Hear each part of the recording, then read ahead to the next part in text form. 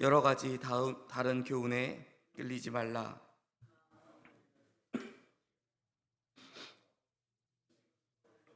것이 아니니 음식으로 말미암아 행하는 자는 유익을 얻지 못하였느니라. 우리에게 제단이 있는데 장막에서 섬기는 자들은 그 제단에서 먹을 권한이 없나니, 이는 죄를 위한 짐승의 피는 대제사장이 가지고 성소에 들어가고 그 육체는 영문 밖에서 불사름이라. 그러므로 예수도 자기 피로 백성을 거룩하게 하려고 성문 밖에서 고난을 받으셨느니라. 그런즉 우리도 그의 치욕을 짊어지고 영문 밖으로 그에게 나아가자. 우리가 여기에는 영구한 도성 없으므로 장차 올 것을 찾나니, 그러므로 우리는 예수로 말미암아 항상 찬송의 제사를 하나님께 드리자. 이는 그 이름을 증언하는 입술의 열매니라. 오직 선을 행함과 서로 나누어 주기를 잊지 말라. 하나님은 이 같은 제사를 기뻐하시느니라. 너희를 복종하라. 그들은 너희 영혼을 위하여 경성하기를 자신들이 청산할 자인 것 같이 하느니라. 그들로 하여금 즐거움으로 이것을 하게 하고 근심으로 하게 하지 말라. 그렇지 않으면 너희에게 유익이 없느니라. 아멘. 오늘 본문 말씀도 우리가 어제 함께 나눴었던 본문의 말씀처럼 성도에 대한 권면과 또한 이제 이 교회 공동체를 이끌어가는 지도자에 대한 권면의 말씀으로 우리가 살펴볼 수 있습니다. 9절에서 11절은 먼저 이 제단의 의미에 대하여 우리에게 말씀하고 있습니다. 이 단락에서는 제사와 제단에 대한 제정의를 히브리서 기자가 내리고 있습니다. 이 말씀을 통해 우리가 보는 것은 길게는 9절에서 16절까지가 성도의 삶에 대한 그러한 권면에 대한 말씀이다라는 것이죠. 이 9절에서 16절의 말씀에서 제사와 제의에 대한 권면은 성도의 새로운 생활 방식에 대한 권면과 관련이 있다라는 것입니다. 10절의 말씀을 보면 우리가 장막 섬기는 자들이라는 표현이 나오는데, 이것은 단지 이 성막 안에서 제의를 담당하고 있는 지도자들만을 지칭하는 것이 아니라는 것입니다. 장막에서 섬기는 자들은 그 제단에서 지금 섬기는 자들뿐만 아니라 하늘 장막에 들어가도록 부르심을 받은 이 모든 성도를 의미하고 있다라는 것이죠. 그렇다고 하면 장막에서 섬기는 자들은 그 제단에서 먹을 권한이 없나니라고 하는 이 권면은 성도들이 공동체 안에서 음식, 즉 명예나 이득을 취하려 해서는 안 된다라는 것을 의미하고 있다라는 것입니다. 즉 자기 것을 나누어 주는 삶을 살아가야 하는 이 다른 성도들로부터 우리가 무언가를 얻으려 해서는 안 된다라는 것이죠. 이 음식은 일부 해석자들을 이렇게 주장합니다. 율법에 대한 순종으로 그 음식을 주장하였는데 그것만을 의미하는 것은 아니다라는 것입니다. 9절에서 10절의 권면은 우리가 앞에서 본 것처럼 나누어주는 삶을 살아가야 한다라는 권면의 의미에서, 그러한 맥락에서 우리가 보아야 한다라는 것이죠. 누군가 내 것을 나누어 주려고 할 때에 그것에 대한 대가로 무언가를 얻으려 해서는 안 된다. 특별히 명예나 물질을 포함해서 무언가를 내가 얻어서는 안 된다라는 것을 의미하고 있습니다. 아나니아와 삽비라의 그러한 그 예를 통해서 우리가 볼 수 있었습니다. 유무상통해야 했었던 그러한 초기 기독교 공동체 안에서 내 것을 내어놓는다라고 하는 그러한 행동은 굉장히 중요하고 의미 있는 행동이었습니다. 그것을 통해서 그 공동체 안에서 많은 사람들로 칭찬을 받을 수 있고 존경을 받을 수 있었습니다. 하지만 이러한 것을 우리가 얻기 위하여 내 것을 내놓는다라고 하는 것은 이제 새로운 방식으로 살아가야 하는 참된 그리스도의 삶이 아니다라는 것을 지금 권면하고 있는 것입니다. 또한 히브리서 기자는 이 말씀을 통해서 이 새로운 삶의 방식이 중심부를 추구하던 삶에서 벗어나 중심부가 아닌 주변부를 우리가 살아가게 되는 것을 두려워하지 말라라고 권면하고 있습니다. 자신의 삶의 방식을 변화한다라는 것은요, 예전에도 마찬가지였지만 지금도 매우 두려운 그러한 행동일지 모릅니다. 우리가 아브라함의 삶을 기억해 볼 때에 하나님께서 아브라함을 믿음의 조상으로 그에게 믿음이 있었다라고 인정하셨던 그 이유가 바로 말씀을 쫓아 그의 생활 터전을 버리고 하나님께서 명령하신 그곳을 향하여, 그때 당시 구체적으로 어딘지도 모르는 내가 내게 보여줄 그 땅으로 떠났다라는 것을 우리가 기억할 것입니다. 그리스도를 믿는 신앙의 삶 때문에 우리는 이젠 주변부로, 중심부가 아닌 주변부로 떠나게 된다라는 것입니다. 이러한 권면은 단지 그때 중심부였던 유대교로 복귀하려는 것을 막기 위해 했던 권면만이 아니라는 것입니다. 도리어 예수 그리스도를 믿는 신앙으로 말미암아서 이제 그 삶 가운데에, 우리의 믿음 생활 가운데에 수치를 얻게 된다 할지라도 우리가 주변화될 수 있는 그 상황을 기꺼이 받아들이라라는 것을 권면하고 있는 것입니다. 또 11절에 성소에 들어가는 것에 대한 언급은 이미 우리가 4장이나 10장에서 살펴본 것처럼 다시 한번 그 상황을 연상시키고 있습니다. 영문 바퀴라는 것을 언급하면서 우리가 하늘 성소를 경험하는 것이 어디인지를 우리에게 말씀하고 있습니다. 우리가 알고 있는 이 제사의 공동체였던 유대교, 거기에 중심지였던 이 성전의 중심부였던 이 성소에서 벗어나서 예수 그리스도는 이제 십자가를 지고 영문 밖으로 나아가셨습니다. 12절에서 14절을 보면 그래서 이 영문 밖으로 나아간다라는 이 문장이 굉장히 중요합니다. 히브리서 저자는 13절에서 영문 밖으로 나아가자라고 이 서신을 받는 이들에게 권면하고 있습니다. 그리스도께서 계시는 영문 밖, 그곳은 과연 어디를 가리키고 있을까요? 학자들은 이 구절을 다양하게 해석하고 있습니다. 첫 번째로 어떤 학자들은 영문 밖을 성스러운 영역이 아닌 부정하며 세속적인 영역으로 해석하기도 합니다. 그래서 13절을 세속성을 받아들이라 라는 권면으로 이해하기도 하는 것이죠. 또 다른 학자들은 이 구절을 유대교로부터의 결별하라 라는 권면으로 이해하고 있습니다. 또한 어떤 학자들은 여기서 더 나아가 유대 공동체와 이제 감정적, 사회적 연결을 단절하라라는 권면으로까지 이해하고 있습니다. 하지만 우리가 앞에서 보았듯이 히브리서의 수신자는 유대인들뿐만은 아니라는 것이죠.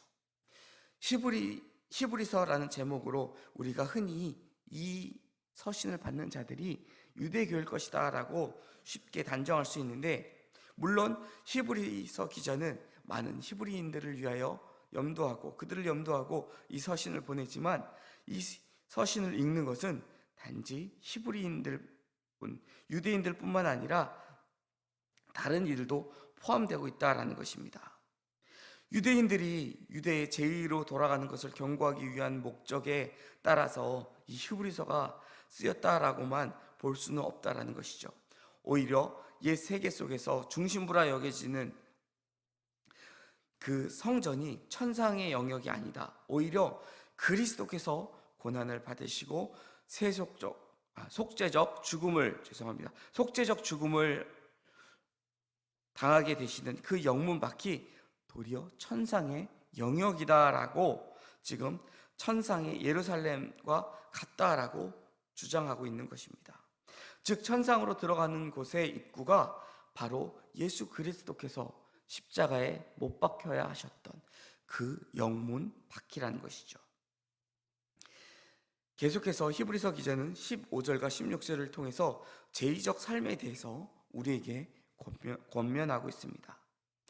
우리는 성소에 입소한 성도의 삶의 태도가 무엇인지를 배워가고 있습니다. 앞에서 성도들이 하늘 성막으로 나아가도록 권면받았다라는 것을 우리가 보았습니다. 그렇다면 성도는 하늘의 성막에서 과연 무엇을 하게 될까요?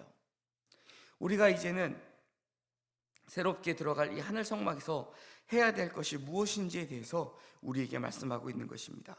그곳에서는 하나님께 찬송의 제사를 드린다라고 히브리서 기자는 우리에게 말씀하고 있습니다. 성막에서 명예와 물질을 포함한 무언가를 얻기를 추구하지 말라라고 권면했었던 앞선 9절과 11절, 그리고 이제 16절에서 한 가지 중요한 것을 덧붙이는데, 그것은 바로 오직 선을 행함과 서로 나누어 주기를 잊지 말라라는, 하나님께서는 이와 같은 제사를 기뻐하신다라는 이 저자의 제사의 의미를 우리가 생각해 본다라고 한다면, 지금 히브리서 저자가 말하고 있는 제사의 의미를 선을 행함과 재물을 나누어 주는 것으로 재정의하고 있다라는 것을 우리는 알 수 있습니다. 그렇다면 성소의 입소에서 하나님께 드리는 제사는 찬송과 예배뿐만 아니라 자신의 물질과 쓸 것을 다른 사람에게 주는 것을 포함하고 있다라는 것을 우리가 알 수 있습니다. 자신의 것을 다른 사람에게 주는 이 행동은 성도가 마땅히 해야 하는 제의적 행동일 뿐만 아니라 하늘 성소에 이르렀다라는 것을 보여주는 증거라는 것입니다. 우리가 어제 말씀 서두의 1절에서 3절을 보면 이제 형제와 손님을 대접하는 것, 그것을 그들을 사랑하는 것에 대해서 우리가 살펴보았습니다.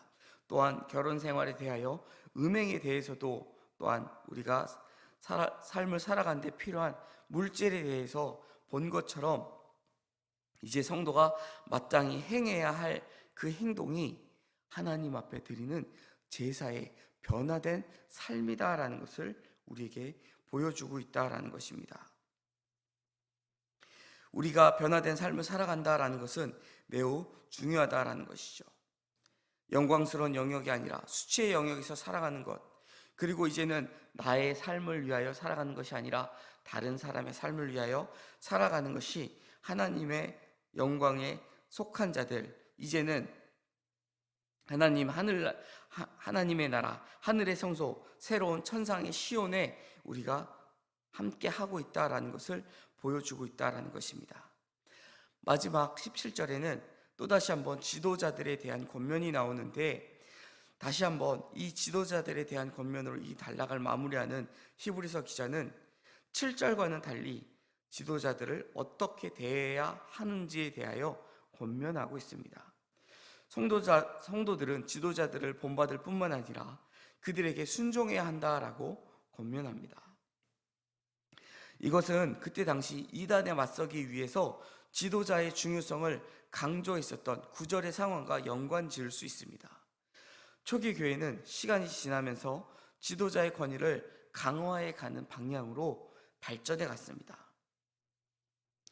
예를 들어 이제 주 110년경에 그때 저술되었었던 이그나티우스 서신을 보면 지도자에게 순종하는 주제가 중요하게 등장을 하는데, 그 이유는 이제 이때부터 이단의 발언과 외부적 위협 때문에 지도자를 중심으로 하나 되는 것이 매우 중요했기 때문입니다. 사도가 살아있을 때는 그들에게 찾아가 자신들이 알고 있는 기독교, 예수 그리스도 복음에 대해서 물어볼 수 있었습니다. 왜냐하면 예수 그리스도에게 직접 교육을 받았고 훈련을 받았던 이들이었기 때문에 제자들에게 물어보면 대번에 그 정답을 알 수 있었습니다. 하지만 세월이 흘러서 그들이 순교하게 되었고, 그들에게 교육을 받았던, 우리가 속사도라고 표현했었던 제자들을 찾아가고 또 그들에게 배웠었던 이들에게 물어봤을 때는 명확한 대답을 얻을 수 없을 수 있었습니다. 그러다 보면 자연스럽게 이단이 생겨날 수 있다는 것입니다. 우리가 지금 알고 있는 이단의 개념과 조금 다를 수 있습니다. 아주 조금씩 예수 그리스도께서 가르쳤었던 부분이 긴가민가해서 과연 그 말씀이 이것이었나 아니면 저것이었나 자신의 생각으로 판단해서 예수 그리스도께서 가르치셨던 그 진리와 조금 달라졌었던 것을 우리가 이단으로 생각할 수 있다는 것이죠. 그렇다면 그들이 가르쳤었던 것이 자칫 잘못해서 진리로 여겨져서 그것을 계속해서 계승해 나간다라고 한다면 잘못된 말씀이 발전되어 나갈 수 있다는 것이죠. 그렇기 때문에 오히려 교회의 지도자들에게 순종하면서 그들이 가르치는 예수 그리스도의 진리를 배워가는 것이 굉장히 중요할 수 있었을 것입니다. 그렇기 때문에 우리가 이 지도자들에게 순종하는 것은 매우 중요하다라고 볼 수 있다라는 것입니다. 뿐만 아니라 현대 사회에서도 마찬가지라는 것이죠. 이단이 사용하는 가장 주된 방법 중에 하나는 지도자의 불신을 이용한다라는 것입니다. 우리 교회의 목사님의 말씀이 약하지 않느냐라는 그런 대표적인 방법을 사용했었던 이 신천지를 보면은 우리가 쉽게 이야기할 수 있습니다. 교회의 지도자를 흔들어서 그 교회를 흔들려고 한다라는 것입니다. 하지만 하나님께서 로마서 말씀을 통해서 모든 지도자들의 권위가 하나님께로부터 났다라는 것을 우리에게 말씀하신 것처럼 지도자들은 우리가 순종해야 될 대상이라는 것입니다. 또한 뿐만 아니라 이것은 성도들에게 주시는 그러한 권면의 말씀일 뿐만 아니라 지도자들 역시 성도들이 본을 보고 잘 따라할 수 있도록 그들이 흔들려서는 안 되고 모범된 모습을 볼 수 있어야 된다라는 것을 또한 우리에게 주시는 교훈이라고 할 수 있습니다. 우리 모두가 지금 교회 지도자로 서야 하는 그런 위치에 있다라고 우리가 어제의 말씀을 통해서도 확인한 바 있습니다. 우리가 교회 지도자로서 먼저 이 복음을 받아들이고 나아가는 그런 인도자로서 나아갈 때에 우리를 따라오는 많은 이들이 흔들리지 않을 수 있도록 우리를 보고 본을 삼을 수 있도록 우리가 기꺼이 우리를 보고 순종할 수 있는 바울의 고백처럼 너는 나를 본받으라 말씀할 수 있는 그러한 자리에 설 수 있는 참된 예수 그리스도의 제자가 되는 저와 여러분이 될 수 있기를 주님의 이름으로 축원드립니다. 기도하겠습니다. 은혜의 하나님 아버지 감사합니다. 하나님 오늘 말씀을 통해서도 우리가 변화된 모습으로 살아가야 함을 볼 수 있었습니다. 하나님 우리가 정말 십자가에 나 자신을 못 박고 이제는 변화된 삶을 살아가게 하여 주시옵소서. 이제는 율법으로 예배드리는 자가 아니라 예수 그리스도 보혈의 능력으로 말미암아 예배드리는 자가 되기 원합니다. 하나님 또한 우리가 살아가야 할 것이 중심부가 아닌 주님께서 걸어가셨던 수치와 모욕의 길이 있었던 영문 박힘을 주변부임을 기억하게 하여 주시옵소서. 내가 중심이 되는 삶이 되는 것이 아니라 온전히 예수 그리스도가 중심이 되는 삶을 살아가는 그러한 우리 모두 되게 하여 주시옵소서. 그러한 우리를 보고 우리에게 순종하며 따라오는 우리의 믿음이 연약한 자들을 우리가 이끌어갈 수 있는 삶을 살아가는 그 사명을 감당하는 저희 모두 되게 하여 주시옵소서. 감사드리며 우리를 사랑하시는 예수 그리스도 이름으로 기도드립니다. 아멘.